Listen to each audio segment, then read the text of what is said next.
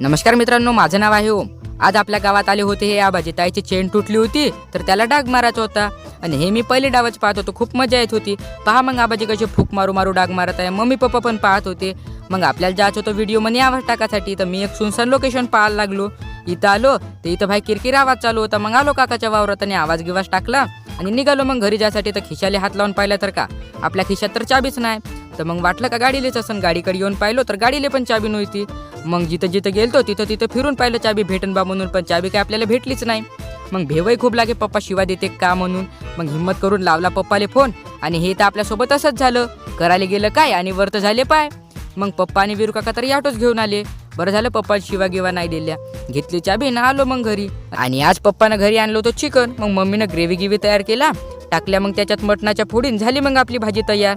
आणि मम्मी सगळ्याला मग वाढूनही दिलं। या मग जेवण करायला। भेटू आपण आपल्या पुढच्या व्हिडिओ मध्ये।